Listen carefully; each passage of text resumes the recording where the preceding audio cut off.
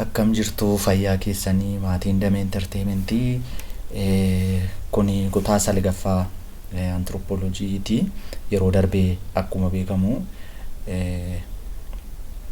chapter 2 ilaalaa turre walii wajjiniin subdisciplines of Anthropology kan jedhu har'ammoo wanti nuyi walii wajjiniin ilaallu why human culture and ties that connect kan jedhudha waa'ee aadaa jechuudha. Na tarii maatiin YouTube kanaaf haaraa taatan subscribe, like, share gochuun dagatina. Mee kallattiidhumaan gara barumsa keenyaatti taasifnu. Akkuma isinitti mee unit 3 kuni waa'ee human culture'ti. Aadaa maal fakkaata isa jedhudha kan nuyi walii wajjiniin barannu. So as keessatti akka outline-itti kan hin kaa'e conceptualizing culture kan jedhu jira jechuun aadaa maal fakkaata hiikkaan aadaa maa inni isa jedhu amaloonni aadaa maa inni features of culture aspect or elements of culture cultural unity and variation universality generality and particularity of a culture kan jedhu asuma keessa jira. Even evaluating cultural differences isaan kunis jiru ethnocentrism, cultural relativism, human rights, culture change kun as keessa jiru chapter 3 makana keessa jira.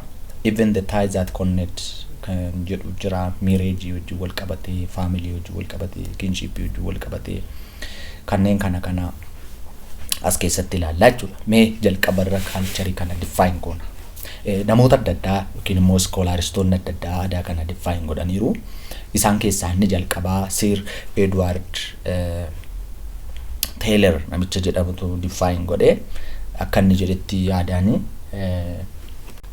namni tokko miseensa hawaasa tokko ta'ee argachuu kan inni danda'u kanneen akka knowledge, beliefs, art, morals, law, custom and other capability and habit acquired by man as a member of society edha. As keessatti akka Edward Taylor kun define godhetti namni tokko erga miseensa hawaasa tokko ta'e yookiin immoo society tokko ta'e kanneen inni argachuu danda'u waan akka beekumsa hawaasa keessa jiranii beekumsa gaafa jennu beekumsa adda addaa jira hawaasa keessa aartiin illee gosoota adda addaa jiru fakkii kaasuu ta'uu danda'a aartii gaafa jennu sirba ta'uu danda'a wantoota hawaasa kana keessa jiran jechuudha. Kanas law seerota even custom wantoota hawaasa kana keessa jiru kuni namni tokko qabataanaan just culture-dha jedha. Inni lammaffaan Brown's law maali works kan jedhudha. Akkas jechuun immoo akka inni define godhetti aadaan wanta harki namaa hojjetee fidedha. That means that cumulative creation of man jedha harka namaa the result of human being jedheeti kan inni define godhe. Inni sadaffaa Robert Bristed said that culture in it is a complex world that consists of everything. Akkas jechuun immoo namni tokko miseensa hawaasa tokko ta'uu isaatiin wanti inni yaadu wanti inni godhu hundumtuu aadaadha jedhee jechuun kana jechuun waan namni yaadu waan namni hojjetu hundumtuu walitti qabama akka waliigalatti aadaadha jedhetu kan inni define godhe. Kanaafuu gaafa definition culture fudhannu single definition hin jiru aadaa laalchisee definitionota adda addaa yookiin hiika adda addaatti kennu schoolaristoonni. Kanaafuu warreen kun sadan maal jedhu akkaataa mataa isaaniitti define godhan jechuudha. Inni biraani hiika aadaa kana hundumaa gaafa walitti finnu wanti tokko isaan godhuma inni hawaasni akkamiin jiraata. Hawaasni kuni aadaa mataa isaa qaba. Akkamiin immoo jiraata. Even aadaa kana keessatti wantoonni include ta'an wantoonni inni of keessatti qabatu non materially all aspectidha kan inni of keessatti qabatu wanta hundumaa wanta akkamiin nyaatu akkamiin dhugu akkamiin uffatu akkamiin yaadu akkamiin hojjetu bakka wanti inni of keessatti hin qabanne hin jiru akka definition kana aadaan jechuudha. Kanaafuu gaafa ordering dhaan keenyu the best definition or more acceptable definition inni jennu kan isa jalqabarra jiru Edward Taylor kuni acceptance qaba maaliif warri kan result of human being jedhani ni tokko immoo wanta hawaasi kun yaadu godhuudha jedhe garuu inni jalqabarra Edward Taylor waan hundumaa achi keessa kaa'eera fakkeenyaaf maal kaa'e aadaa jechuun beekumsa of keessatti qabatadhe seera qabadhe kastamii duudhaa hawaasa keessa jiruudha kun hundumti isaa jedhe aadaa jala jira jedhe that's right karaa biraa biologically dhaan namni hundumtuu wal fakkaataadha jechuun wal qixa somba qabaa lafee qabaa tiruu qabaa sirnoota argansuu jedhaman qaba kun immoo namni biologically dhaan yookiin karaa biologii tokko ta'uu isaa agarsiisa garuu yeroo baay'ee kan namni ittiin yookiin hawaasi tokko irraa ittiin adda ta'u inni guddaan aadaa isaatiin aadaan kan isa tokko irraa adda kanaafuu aadaan immoo kan nuti abboota keenya irraa dhaalleedha nurraas immoo dhaloonni dhufu kan dhaalee darbu jechuudha karaa biraa walumaa gala aadaan kun egaa waan nuyi barannuudha abboota keenya irraa barannee abbootiin keenya nutti dabarsanii nummoo ijoollee keenyatti ijoolleen ijoollee keenyaan walitti kan daddarbaa deemuudha aadaan kun jechuudha asitti wanti isin naawwachuu qabdan inni guddaan maa inni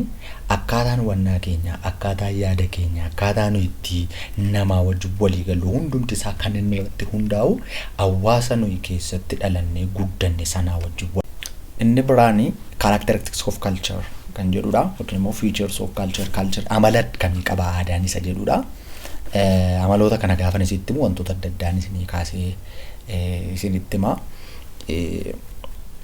inni jalqaba culture is learned dha culture ni hin baratama waan baratamudha fakkeenyaaf nuun abbaa keenyaaf haadha keenya irraa biologically gaafa dhalannu jiiniidhaan wantoonni nuyi fudhannee dhalannu jira fakkeenyaaf chromosome 23 haadha keenya irraa 23 abbaa keenya irraa gaafa fudhannee dhalannu maal fakkaata in mucaan dhalatu kuni maal fakkaata isa jedhuu fi biologically wantoota fudhannee dhalannu qabna garuu immoo yeroon akkasiniin jedhu wantoota fudhannee dhalannu qabnaani harkaa ija kalariin ija mataa miila kun hundumti isaa biologically kan nuyi abbaa faadha keenya irraa fudhannee dhalannudha inni nuyi cultureedhaan argannu garuu dhalli namaa yeroo hundumaa dhalatee erga dhalatee aadaadhaan kan inni sheeppii namaa kan fidu aadaadha akkas jechuun namni tokko erga dhalatee mucaan tokko dhalatee haadha isaaf abbaa isaa irraa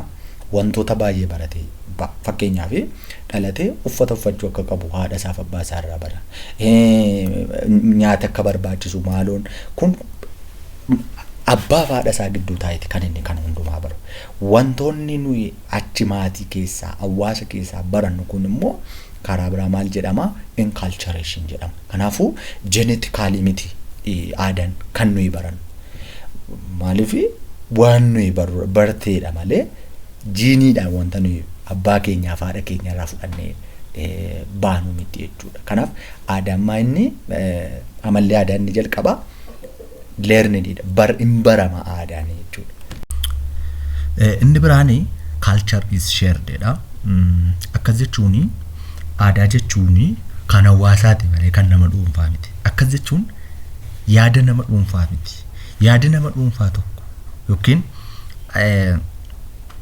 namni dhuunfaa tokko waan ta'e fidee aadaadha jedhamee fudhatamuu hin danda'u yeroo baay'ee maaliif wanta hawaasitti walii galuudha kan nama dhuunfaa miti aadaan maaliif akkaataa itti hawaasi walii wajjin jiraatudha hawaasatu walii wajjin jiraata hawaasatu guddifata hawaasatu fida aayidiyaa kana yookiin immoo yaada kana kanaafu qofaa isaa namni tokko waa fidee amma fakkeenyaaf buna jedheen fide yoo ta'e bunni maqaadhaan kuni nama tokko biratti duwwaa beekama taanaan aadaa jedhamuu hin danda'u wanta namni baay'ee namni itti walii gale yookiin immoo namni lamaa ol beekutu aadaa jedhamee waamama. Kanaafuu buna nama tokkittiitu beeka taanaan aadaa ta'uu hin danda'u jechuudha maqaan kun.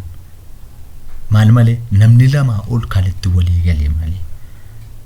Kanaafuu culture is shared inni jedhu kuni hawaasni kan inni share walii godhudha.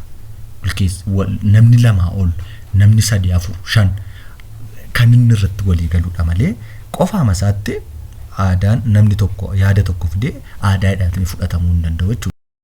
Inni biraa culture symbolic jedha. Culture symbolic jechuun waan tokko bakka buufannu. Fakkeenyaaf uumamaan ta'uu dhiisuu danda'a. Garuu immoo bakka buufan. Amma fakkeenyaaf fakkeenya gaarii tokko yoo isinii fudhee alaabaa Oromoo yookiin immoo alaabaa Oromiyaa tokko yoo fudhanne alaabaan sun amma fiiganii yeroo xumuranii atleetonni alaabicha fuudhaniitu rarraasu. Yookiin immoo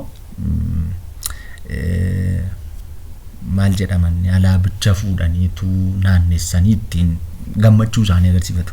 Gaafa alaabaa sana arginu keessa keenya gammachuun nutti dhagahama. Maaliif tokkoffaa sababa jaalalli biyya keenyaa yaadaan achitti hiinee waan jirruuf alaabaa sana irratti jechuudha. Kanaafuu gammachuun nutti dhagahama. Garuu immoo uumamaan amma alaabaa sana irratti wantoonni achirratti barreeffaman sun tariitii walitti dhufuu dhiisuu danda'u. Garuu waan nuyi bakka buufanne waan ta'eef nutti tola, gammachuun nutti dhagahama jechuudha. Kanaaf akkuma kana fakkeenyaaf maqaa nama tokko obseenii moggaafna. Obseenii uumamaan obsa qabaachuu dhiisuu dandeessi. Garuu nuyi obseennee maqaa ishee bakka buufneerra. Akkuma kana aadaan immoo waan nuyi bakka buufannudha. Garuu wanti sana ta'uu dhiisuu danda'a. Yaadaan garuu iddoo sanatti waa'ee wanta sanaa akka bakka nuu bu'u gooneerra. Kanaaf simboolii gaafa jennu aadaan waan nuyi ittiin ofii keenya bakka buusnee akka keenya bakka keenya buufnee ittiin eenyummaa keenya, aadaa keenya, afaan keenya ittiin ibsannudha jechuudha. Kanaaf culturein simboolikidha jechuudha. Inni arfaffaanii culture is all encompassing jedha. Akkas jechuun aadaa keessatti wanti nuyi hin arganne hin jiru jechuudha. Akkamiin dhugaa, akkamiin nyaatu, akkamiin wal fuudhu, sirnee fuudhaaf heerumaa maal fakkaata, akkamiin yaaduu haalli ittiin namoonni sun jiraatan way of life isaanii maal fakkaata isa jedhu hundumaa walitti kan qabatedha jechuudha. Even wantoota nuyi ijaan arginu, wantoota nuyi ijaan argine illee as keessatti arganna, kaalcharii keessatti arganna. Waan hundumaa waan hawaasi kun hojjetu, waan hawaasi kun yaadu akka ishigiiti jechuudha. Ishigii wanta ashagameeru jettu miti akka kana jechuudha aadaan. Garuu immoo gaafa inni ashagameeru kuni hiikamu keessa isaa gaafa galtan immoo waan baay'ee argachuu dandeessu. Fakkeenyaaf walumaa gala aadaan kun wanta paakdi ta'ee jiru yoo ta'e keessa gallee gaafa laallu akkamiin wal fuudhu, sirni wal fuudha, eenyuutu eenyuun fuudha. Gaafa sermoniin fuudhaaf heerumaa qophaa'u maatiin maal godhu, kana malee aadaan nyaata isaanii maa inni, maaltu nyaatama, maaltu dhugama, maaltu nyaatamu, maaltu hin dhugamu, namni akkamiin hojii hojjeta, sirni hojii isaanii warri shamarranii maal hojjetu, warri dhiiraa maal hojjetu, even hariiroo namaa fi nama gidduu jiru, hariiroo walii isaanii gidduu jiru hundumaa kan walitti qabatee aadaadha jechuudha. Inni kan biraa culture is integrated dha. Inni shanaffaan kuni yeroo baay'ee aadaan integrated yookiin immoo adjustment qaba, callis disorganized wanta ta'e miti. Akkas jechuun aadaa keessa maal tura? Seeratu jira. Seerri kun immoo fakkeenyaaf yoo fudhattanii seera gaa'ilaa ta'uu danda'a. seerri gaa'ilaa seera mataasaa hawaasni akkaataatti ilma isaa heerumsiifatu ilma isaa fuusifatu intala isaa heerumsiifatu seera mataasaa qaba. Akkuma kana immoo seerri maatii jira. Maatiin akkamiin walii wajjin jiraachuu qabu, akkamiin wal bulchuu, abbaan manaa maal gochuu qaba, haati manaa maal gochuu qabdi kan jedhu, hojiin illee qoqqoodamsi hojii illee jira. Isheen maal hojjetti, inni maal hojjeta, ijoolleen maal hojjetu kan jiru hundumti isaayyuu wal keessatti aadaa kana keessatti integreet ta'ee jira. Fakkeenyaaf seerota kana keessaa tokkotu cabe jechuun immoo warra kaan dhaqeemidha. Amma yoon fakkeenya isinitti himee akka seeraatti mucaan tokko dhalachuu kan qabu erga abbaa fi haati wal fuudhanii booddeedha. Garuu sana dura yoo mucaan tokko dhalate nama hin beekamne irraa yoo dhalate hawaasa keessatti gaagaamsa dhufaa yookiin immoo rakkoon dabalataan dhufaa jechuudha. Akkuma kana gara magaalaa yoo dhuftan amma hanni jira, amanamummaa dhabuun jira, wantoota hawaasi kun godhan wantoonni jibbisiisoo ta'an fokkisoo ta'an hawaasa kana keessa jiru. Isaan kun maa inni aadaadhaan ala gaafa baanudha wantoonni kun kan ta'u. Garuu aadaa keessa jirra taanaan wanta aadaan nurraa barbaachisu karaa aadaa ta'een yookiin karaa fudhatama qabuunitu wanta sana goonaa jechuudha. Kanaafuu aadaan integreetididha gaafa jedhamu sheeppi wanta ta'ee jirudha. Wanni hawaasa kana wanta gaarii, wanta nama barsiisu, wanta hawaasitti irratti walii galu, wanta nama miine, wanta dhaloonni kun dhalootatti dabarsaa dhufedha. Kanaaf aadaan integreetididha jechuudha. Inni kan biraa culture can be adaptive and maladaptive dha. Inni kuni tokkoffaa environment wajjin wal qabata. Aadaan environment yookiin immoo adapt gochuu dandeenya. Fakkeenyaaf amma namni tokko iddoo ho'aatii ba'ee lafa qorraa yoo dhaqee uffata lafa ho'aatti uffachaa ture sana hin uffatu. Maaliif environment sana adapt gochuuf jechatu lafa dhaqu sanatti uffata uffata fufurdaa uffata lafa qorraa waan naqeef jechuudha. Namni lafa qorraatii ba'e lafa ho'aa dhaqu immoo akkuma kana uffata furdaa isa uffachaa ture uffata haphii uffata. Maaliif akka inni ittiin bulloqnetti jechuudha. Kun maa inni mekaanizimii dhalli namaa bineensotarraa warra kaan irraa ittiin adda ta'anidha. Addaapti gochuu danda'a aadaa jiru, kalcharii jiru dhalli namaa addaapti gochuu danda'a. Kanaaf amalli aadaa inni tokko hin baramu. Kan immoo hin baramne immoo jiru. Fakkeenyaaf addaapti gochuuf jennee wantoota nuyi hojjennu yookiin immoo fakkeenyaaf lafa deemuun na dadhabsiisi taanaan maalan godhanii konkolaataan bitadha. Konkolaataan bitadhe sun immoo aarri konkolaataa sana keessaa ba'u miidhaan harraan ga'uu danda'a. Gaafa miidhaan harraan ga'u iddoo lafa aarri konkolaataa sun jiru yeroo baay'ee yookiin immoo lafa warshaan jiru, lafa faalamni qilleensaa jiru, lafa namni jiraachuu hin dandeenye suni maal jedhama? Maladaptiivii jedhama. Kun immoo maladaptiiviin kan dhufu yeroo baay'ee namni environmentii tokko adapt gochuuf jedhee wanta biraa tokko create godhee gaafa fidu bu'aan isaa yookiin immoo result wanta inni create godhee sun immoo environmentii sana akka nuyi adapt hin goone aadaachi jiru akka nuyi adapt hin goone nu godha jechuudha. Kanaaf iyyuu culture maaloodha? Adaptiiviidhas maladaptiiviidha jechuudha karaa biraa. Inni dhumaa yookiin immoo inni torbaffaan culture is dynamic jedha. Culturein hin jijjiirama. Static wanta dhaabbataa miti. Bara darbe wanta jiru bara nan arginu. Wantoota waggaa darbe jiru bara nan jiru. Akkuma wanti kaan waa dandeettiin waa guddisu waa dabaluu keenya dabalaa deemu akkuma kana immoo aadaanis immoo inni afaa inni keessaa ba'u inni update ta'aa deema. Kanaaf iyyuu aadaan dynamicidha jechuudha. So walumaa gala barumsi keenya guyyaa har'aa kana fakkaata. Ammas like, share, subscribe gochuu hin dagatinaa hiriyoota keessaniin gahaa. Yeroo taanutti aspects or elements of culture waan jedhu walii wajjiniin ilaalla. Ammasitti yeroo gaarii qabaadha.